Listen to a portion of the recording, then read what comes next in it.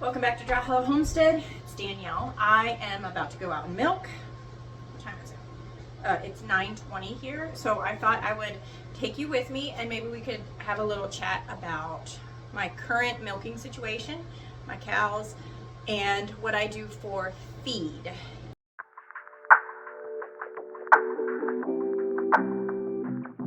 I am currently milking once a day, one cow. She was at her peak just probably a month ago. She was peak production. She was giving me sometimes 7.5 gallons a day. We are down off of peak. She started giving me more like 6 gallons a day, and then life just was too much for me. And this was something that I could do because I know my cow pretty well. Since she was no longer at peak and not building up to making a lot of milk, more milk, she was coming down. I knew I could switch to once a day milking and milk her completely out once a day, and we would be able to function. I lost milk volume by doing that. I was definitely getting 6.5 to still close to 7 a day. Now I'm getting 5, but sometimes it's more important to have sanity and some margin in my day. So it's a lot of work to deal with 7 gallons of milk a day. So I needed this. It feels great. I do not like to switch to once a day milking unless I know that the cow is bred.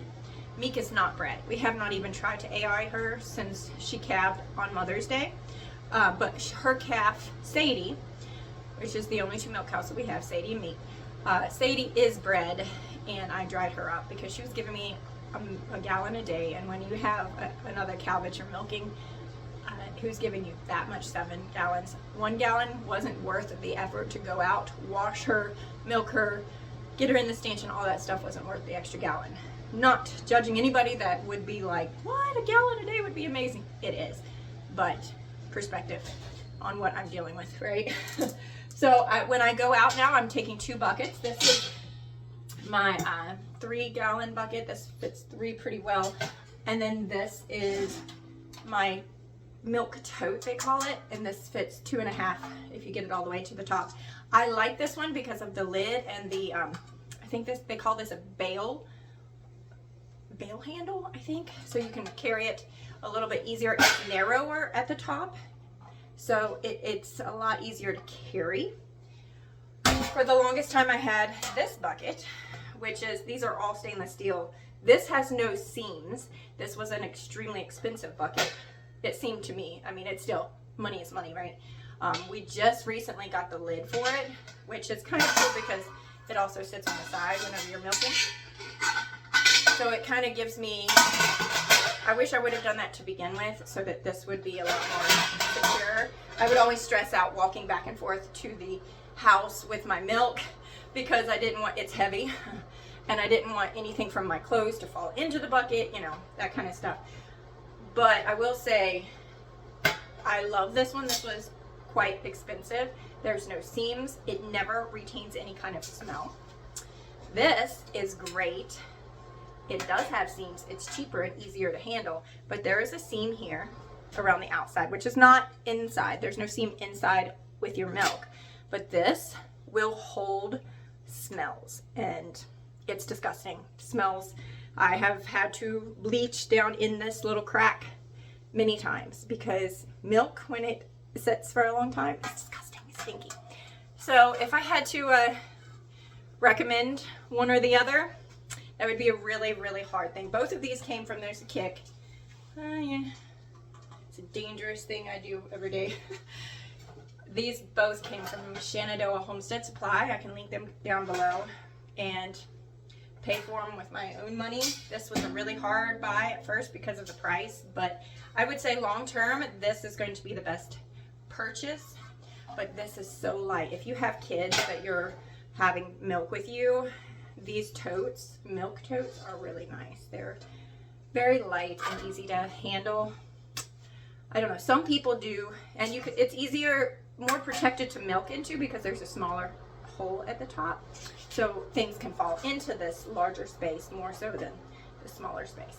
Also, you'd have to be a little bit more practiced at milking to make this hole.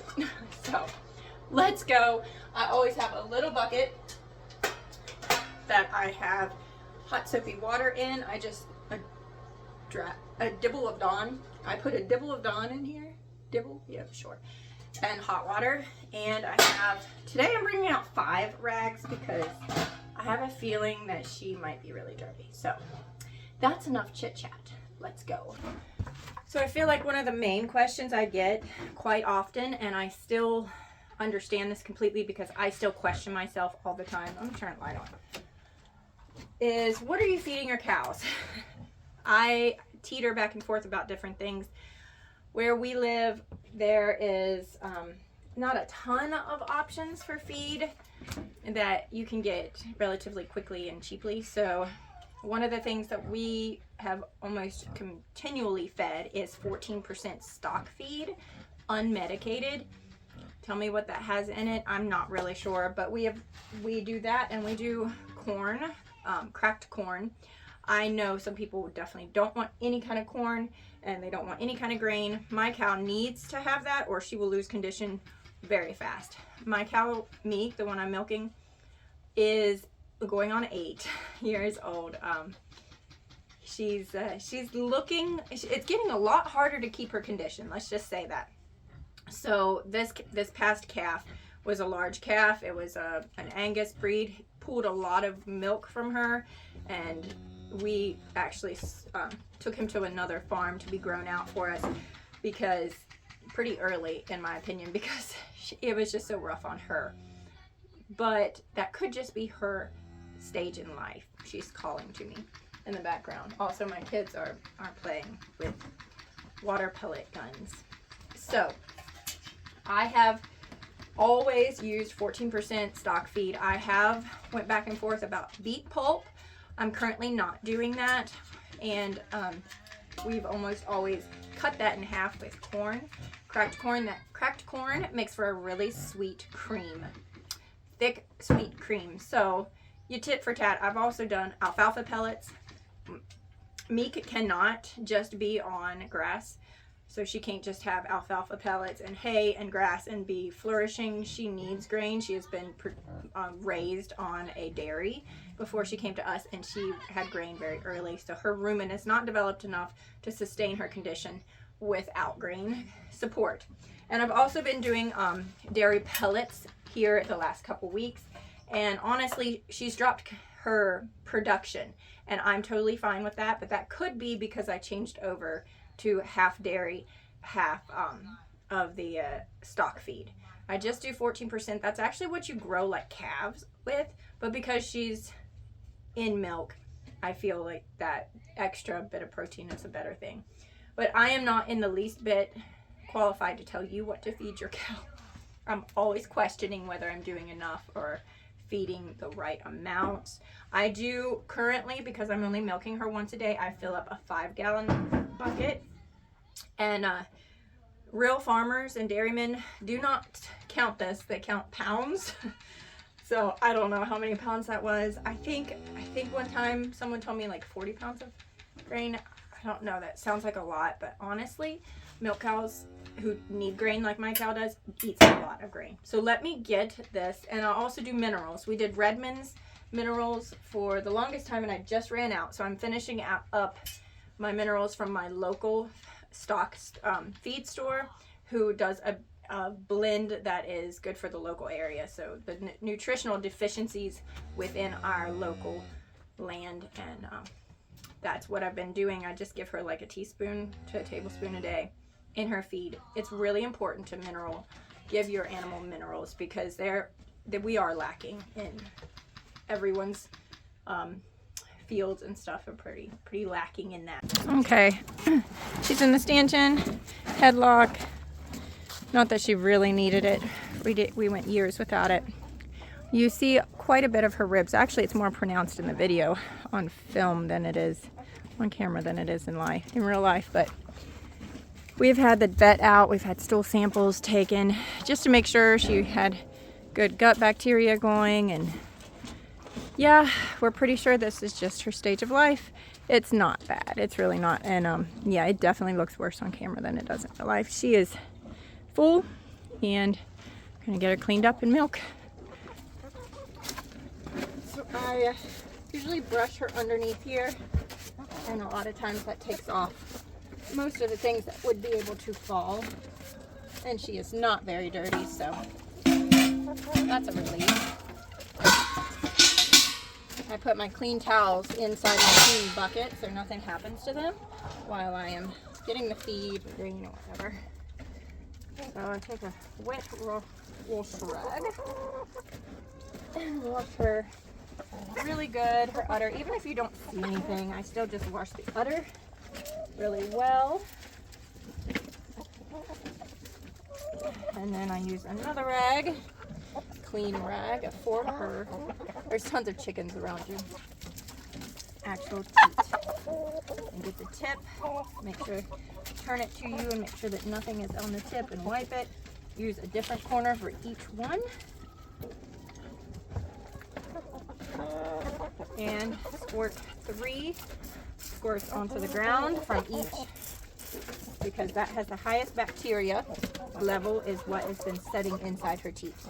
Then I use a towel, a washcloth, to dry her so that none of that soapy water or mud or, you know, nothing drips down into my bucket while I am milking. Sure hope you can hear me more than you can hear those chickens. Get down here. Go to town. Go to town. Start pulling teats.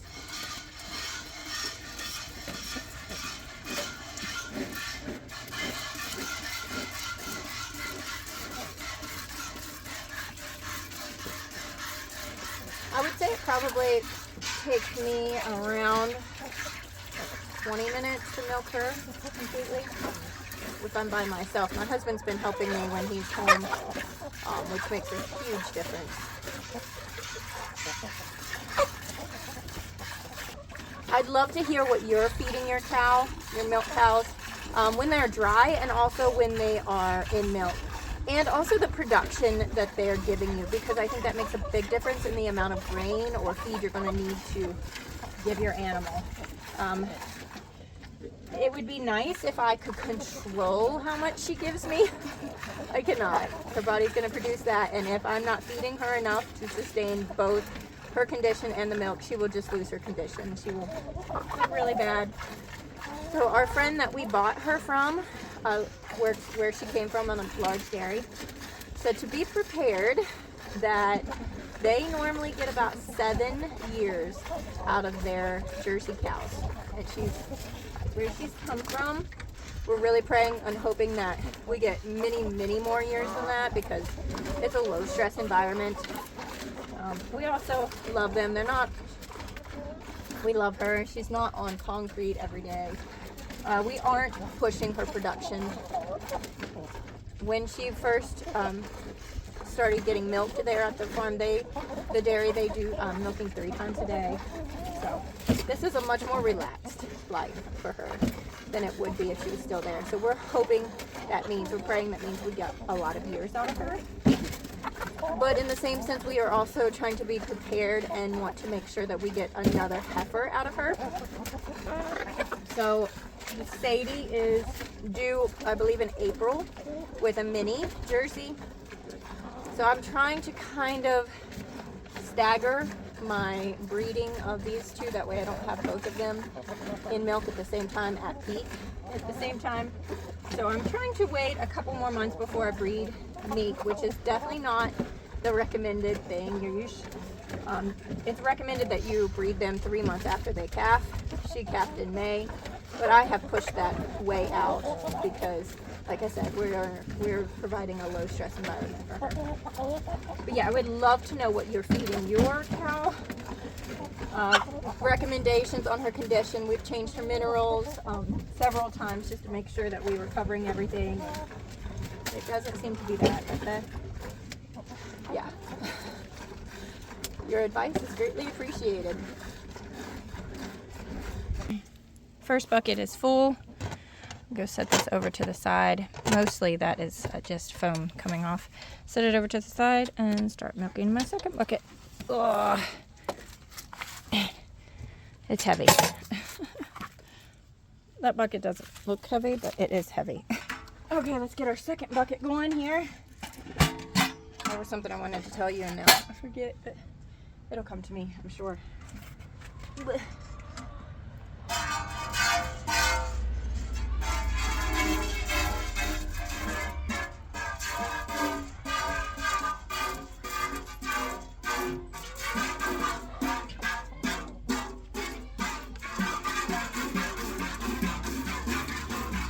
Back up a little bit so you can see.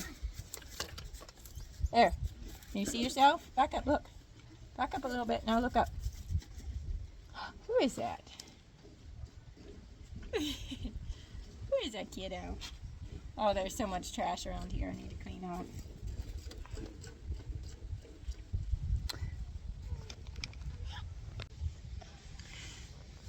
I wanted to let you know also with our feed, we have unlimited hay all the time. They always have a round bale out there in the field that we keep stocked up with hay for them. So that's also like part of their feed, obviously. And Sadie, let me show you her right now quick. She's right up. She has only been on grass and hay since I've stopped milking her now, what, 2 months?